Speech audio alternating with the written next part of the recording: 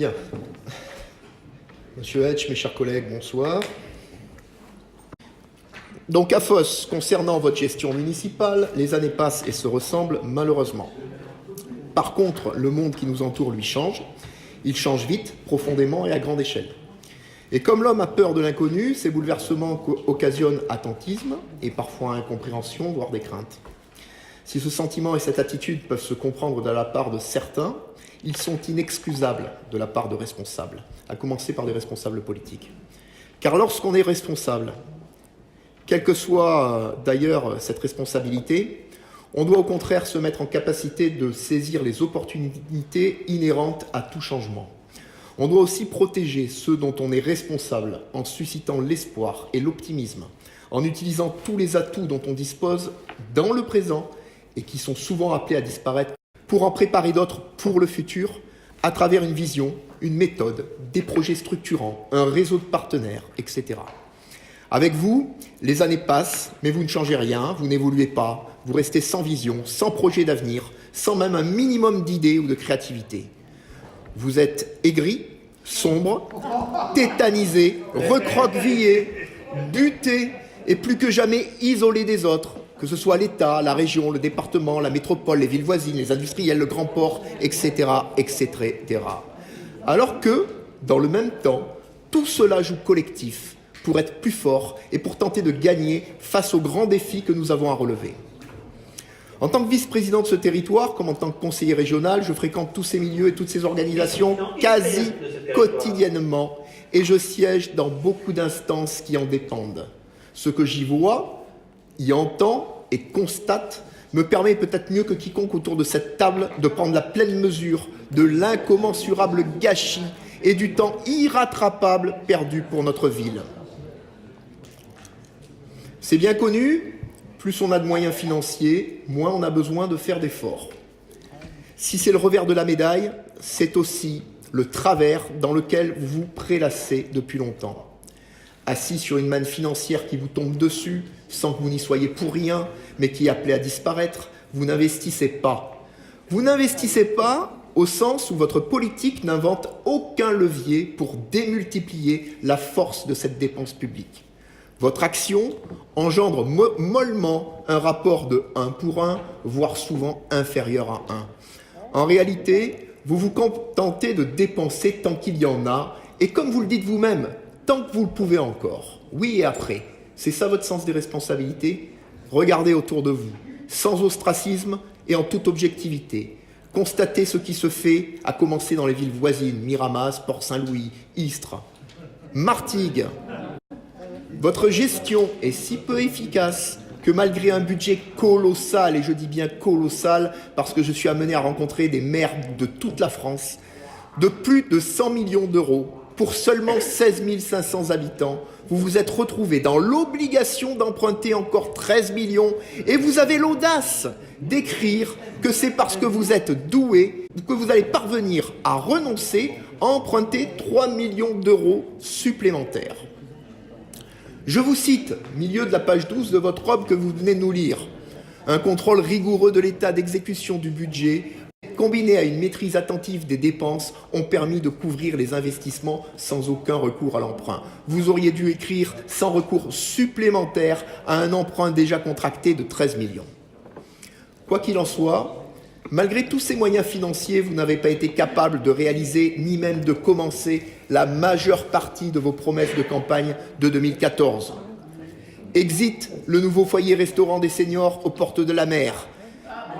Ils se contenteront d'un projet de ravalement de la façade du foyer existant quand ça viendra.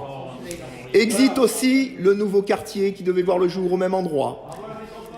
Exit les 500 nouveaux logements pour Fos d'abord. Exit le nouveau gymnase des Carabins, exit les emplois grâce, dixit le maire de l'époque dans son catalogue de promesses, je cite, un travail approfondi avec le préfet et les instances du Grand Port Maritime où ma parole est entendue. Tout comme exit le projet d'engraissement des plages de la Maronnède qui devait se faire grâce aux négociations de ce même ex-maire avec les affaires maritimes. Exit aussi le détournement de la ligne haute tension qui passe au-dessus des arènes et qu'il se faisait fort d'obtenir auprès de RTE. Je suis désolé, la métropole n'y est pour rien, monsieur Raymondi. Je quitte à l'instant le responsable de RTE Région et je vous confirme que la métropole n'y est pour rien. La métropole, elle a bon dos. Elle a bon dos avec les gens qui ne savent pas comment marche le système, mais pas avec moi, monsieur Raymondi. Exit encore la nouvelle station d'épuration, exit l'extension de la maison de quartier du Mazet, exit, mais pour l'instant, elle n'a rien démarré du tout, exit les tâches supplémentaires de la maison des jeunes, etc., etc. Même vos plus petits projets, c'est-à-dire les plus faciles à réaliser, sans passer par la métropole, monsieur Raymondi, sont restés au stade de l'énoncé dans votre catalogue de 2014, comme par exemple le pont Van Gogh sur le Canalais, la restauration du lavoir en contrebas du rond-point des anciens combattants, ou encore l'arboretum à la Bergerie. Mais je vous fais confiance, ah oui, planter 3 arbres, vous appelez ça un arboretum. Mais je vous fais confiance pour mettre en avant une bonne excuse, c'est d'ailleurs ce que vous n'arrêtez pas de faire, face à chacun de ces projets fantômes. En tout cas, vous ne pourrez pas avancer celle d'un manque de moyens financiers. Pour être objectif, et vous allez voir que je le suis, citons vos rares projets plus ou moins aboutis.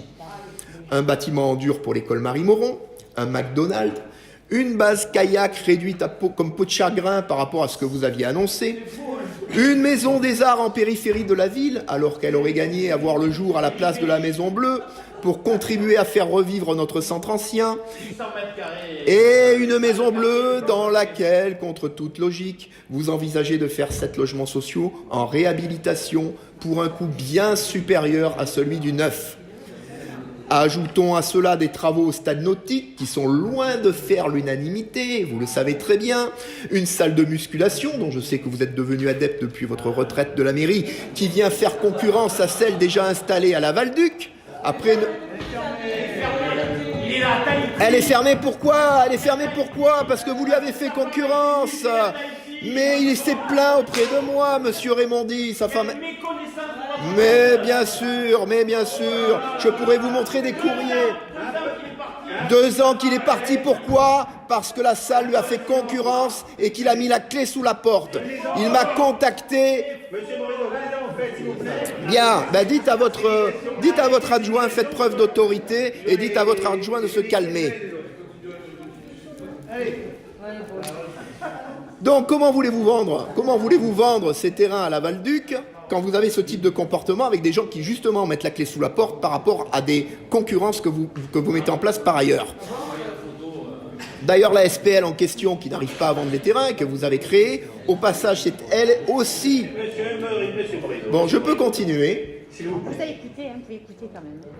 Sinon, c'est pas la peine. Si c'est chaque fois pour annoncer des contre-vérités. C'est pas des contre-vérités. Vous êtes insolent, on vous écoute. Si, vous êtes Écoutez. insolent, vous coupez la parole. Vous êtes 11 insolent. 000 mètres carrés vendus sur 22 000 hectares, sur 22 000 mètres carrés restants. Révisez la Mais c'est pas vous qui les avez vendus, c'est pas la SPL, alors arrêtez de mentir. Arrêtez, c'est la SPL, c'est d'abord. Ouais, bien sûr. C'est dans la question avant d'annoncer les chiffres. Enfin, C'est pas la SPL, c'est les démarches de l'EHPAD, j'y siège à l'EHPAD. Donc arrêtez de mentir. Bon, et le fait que la SPL ait fait des emprunts, je mens aussi? Est-ce que je mens? L'EHPAD n'avait pas besoin d'emprunter pour faire le même travail. Et bien entendu, pour finir cette liste, je n'oublierai pas votre marotte, les routes et les ronds-points que vous faites et refaites régulièrement, au gré notamment des interventions sur des canalisations souterraines qui fuient à hauteur de 28% de l'eau potable qui y circule, récent rapport Suez qui est passé lors de ce conseil municipal. Tous les maires le savent, les routes, les parkings et les ronds-points, c'est ce que la population voit le mieux et c'est ce qu'il y a de plus facile à faire. Il suffit de demander à un colasse ou à un confrère ou à un autre de s'en occuper. C'est d'ailleurs pour ça qu'en politique, ça s'appelle faire du cosmétique ou faire du noir. À ce que je viens de dire, il convient d'ajouter le contenu des 57 pages du rapport récent de la Chambre régionale des comptes sur votre gestion communale 2010-2017, rapport qui confirme toutes les caractéristiques d'une gestion municipale non maîtrisée, signalant entre autres, et pour rappel, un manque de vision et d'organisation budgétaire, un manque de fiabilité de la comptabilité, un niveau élevé des dépenses traduisant une totale absence de leur maîtrise, une gestion lacunaire à tous les niveaux et dans tous les aspects du management municipal, y compris les ressources humaines. D'ailleurs, ce dernier point trouve encore toute son illustration à la dernière ligne de la page 7 de votre rapport d'orientation budgétaire que vous venez de nous lire. Je cite, « Un travail d'inventaire des emplois a été mené permettant une mise à jour des fiches de postes est menée, c'est pire. C'est pire, c'est pire. Permettant une mise à jour des fiches de poste pour chaque agent considéré. Il était temps en 2019, on se demande comment vous faisiez avant. À la fin de votre propos, vous évoquez les mesures communales prises pour contribuer au pouvoir d'achat des familles, au soutien généreux de nos associations. Ces mesures, nous les avons votées presque toutes, mais il n'y a là aucune prouesse. N'importe qui aurait pu faire de même avec la manne financière qui est la nôtre. Une vraie prouesse eût été de mettre en œuvre les conditions de la sauvegarde d'un minimum de ces ressources, ce que vous n'avez jamais fait ni même essayé de faire. Enfin, vous finissez en évoquant des festivités toujours plus nombreuses et de grande renommée, et là, invariablement, vous me faites penser à la cigale de la fable. Car, compte tenu de l'évolution de la situation et du manque chronique d'argent au gouvernement et ailleurs, combien de temps pensez-vous pouvoir continuer à assumer votre manque total d'anticipation ? Face à ce désagréable, je vous l'accorde, mais authentique constat, on peut comprendre que le précédent pilote, enfin conscient de la situation et de son erreur de trajectoire, ait laissé le manche. Malheureusement, le membre de l'équipage qui a réussi à l'attraper poursuit son vol, sans en changer un seul des paramètres. Pour l'instant, les passagers, c'est-à-dire les phocéens, ne perçoivent pas encore les turbulences, occupés à déguster les derniers petits fours que leur sert le reste de l'équipage. Se rendront-ils compte suffisamment tôt qu'on les conduit droit vers le triangle des Bermudes et qu'il n'y aura pas d'atterrissage, mais un crash retentissant? Seul l'avenir nous le dira. En attendant, pour notre part, nous aurons tout fait pour les alerter et continuerons aussi longtemps qu'encore possible à tenter d'éviter la catastrophe. Malgré votre dissipation, je vous remercie de m'avoir écouté.